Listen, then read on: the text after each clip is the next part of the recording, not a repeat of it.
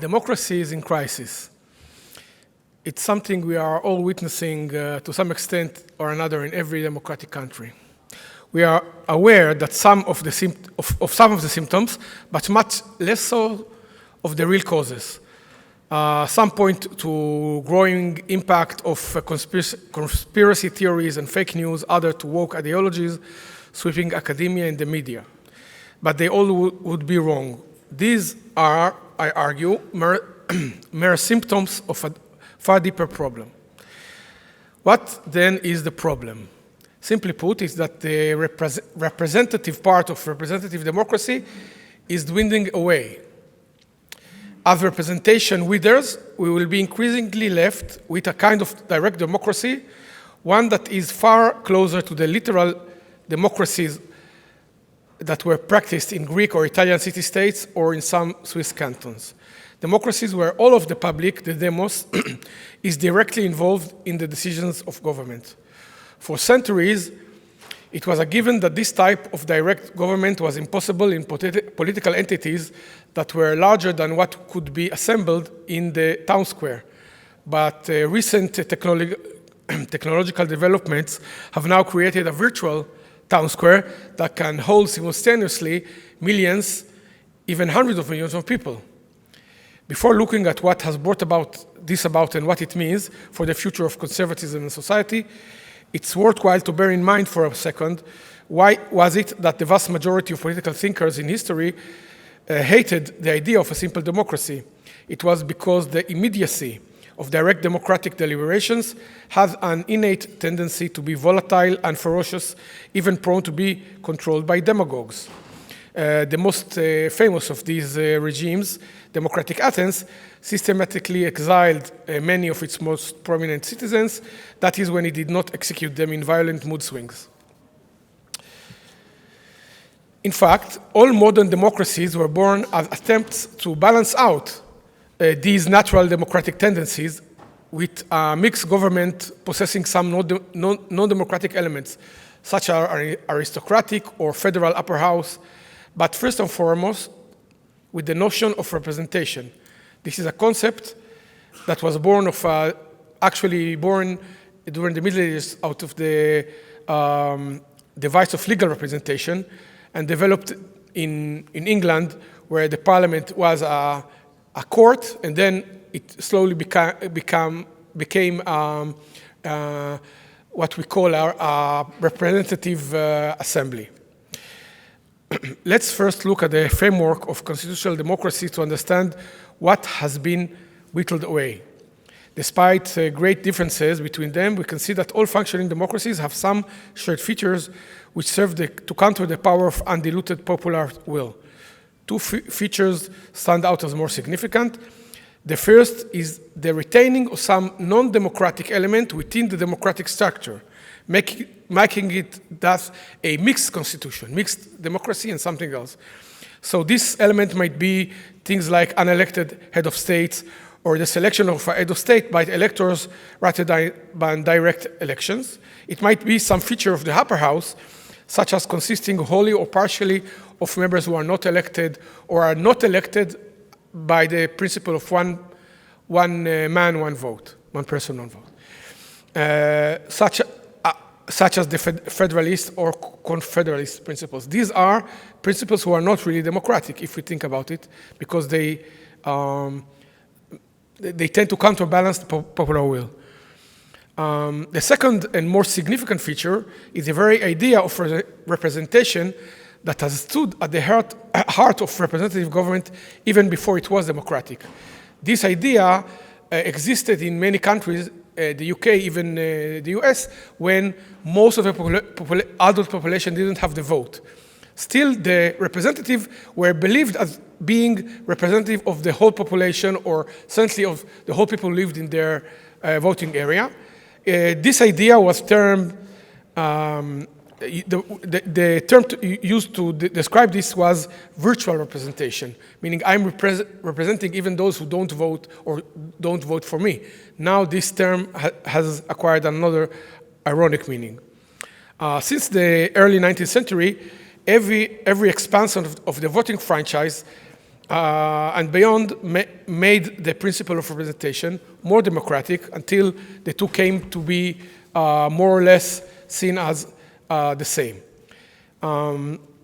After the Second World War, there was a golden age for representative democracy because the recent memory of horrors brought about by the wartime dictatorships and the continuing threat from communism meant that the public consensus in representative democracies used to be moderate and prudent, usually seeking some centrist compromise because of the fear of fascism, of communism, and so on.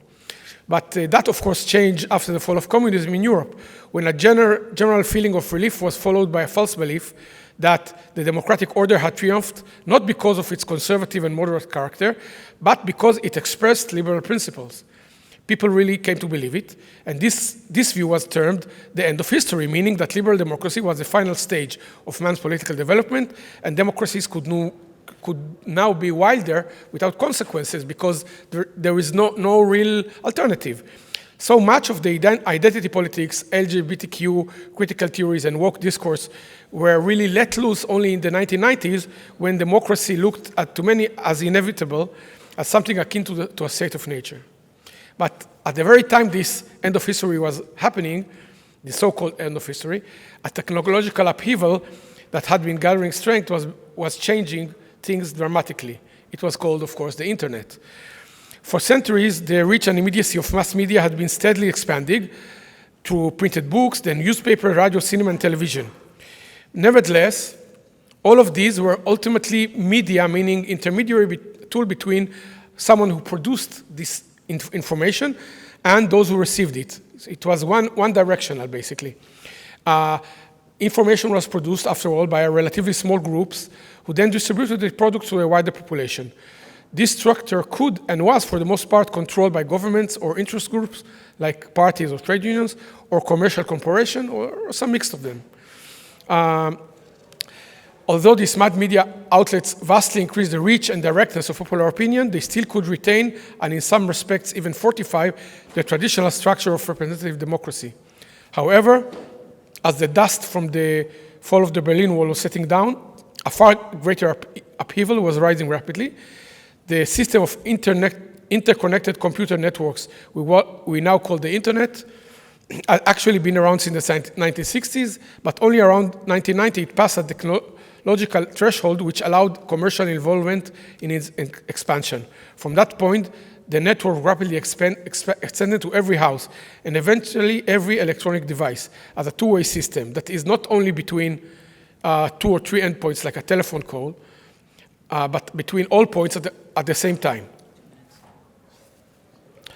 Few realized at the time the epochal meaning of this development. Many of those who realized even a fraction of it are now billionaires. For the new networking technology, aided successfully by personal computers, cell phones, smartphones, and so on, in a short time gave every connected individual the potential to immediately, directly, and constantly make their voices heard.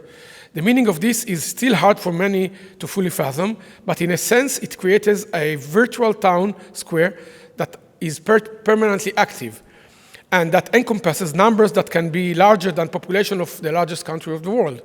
Billions of people now find themselves in such town squares, resembling, in some respects, those of ancient Athens and so on. Meanwhile, the political institutions and traditions are ever still those of the old, or not old, but of existing representative democracy. As a result, many of these new virtual citizens are starting to draw the consequences and ask themselves, who needs representation? I can represent myself. Although most of this is still in early stages, mainly submerged and inchoate, I think it's starting to appear clearer all the time. The signs are clear for all of us to see. Without giving too much thought to the theoretical aspects, many are already acting accordingly. They ask themselves, what good are elected representatives in Washington, D.C., or the state capitol, or even the city hall, who are elected every 2 years, let's say, or 4 years, or whatever, when I can voice and act directly on any political question now? Isn't my opinion now on vaccination or gas prices more significant and more relevant than that of someone I voted in several years ago when these issues weren't even on the table? Indeed, now that I can become informed about everything immediately on, say, Wikipedia or Vox, isn't my opinion at least as good as someone who, with years of expertise in medicine or politics? You all know what I'm describing. This is not the future, I'm describing the present. A present in which every public issue is increasingly subject to a constant and capricious referendum. These developments are already starting to impact politics. The Brexit vote in Britain and the rise of the newly made Macron party, the near election of Trump and the election of Trump and the near election of Sanders were also the first effects of this process. But the flip side of this virtual populism is, of course, the immense and growing political influence of what I call the app giants, new media companies like Facebook, Amazon, Google, and so on. It is the flip side because unlike the vocal and in-your-face explicit politics of figures like Sanders and Trump, the new media giants draw their power from concealed impact on politics. Their immediate reach into the phones, tablets, and computers of billions of people and their mining of every bit of data allows them to subtly and not so subtly steer the hyper-democratic public opinion in matters ranging from taste in footwear to political choice. As I have to finish, I will point out that liberals are fatally ill-equipped to deal with these challenges, since their very ideological foundations is rational and individual choice. They do not possess the intellectual justification for balancing the rise of hyper-democracy. Actually, they are trying to double down on the administrative state in order to run away. It's a bit comical.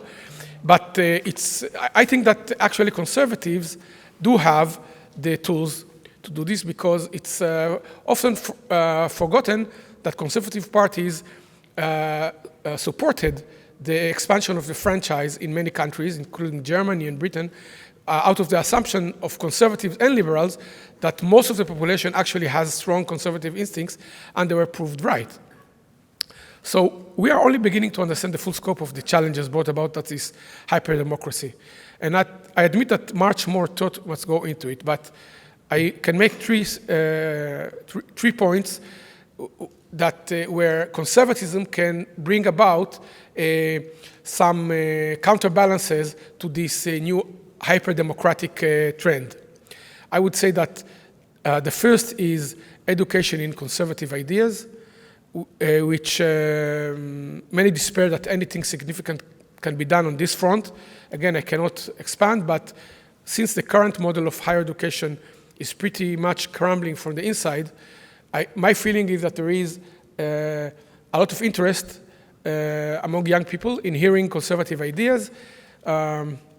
A few months ago, there were many people who were interested in hearing me speaking for 1 hour about John Selden, a speaker they never heard about.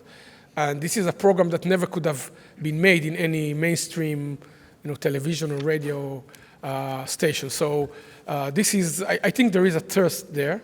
The second point is bringing religion back into the public square in various ways. If you think this is impossible, remember that it was only in the 1950s, for instance, in the US, that Congress changed the pledge in 1944 to include under God, and only in 1956 adopted In God We Trust as the official motto of the US. And the third is the idea of hierarchy, meaning our democratic era is producing not only an equalization of right, but also the idea that there is an equality of ideas and values. And conservatives clearly believe that there is a hierarchy of values and of ideas, and I think that this is also an element that we can bring about into the public square or public discussion that can serve as another countermeasure or counterweight to this expansive hyper-democracy. Thank you.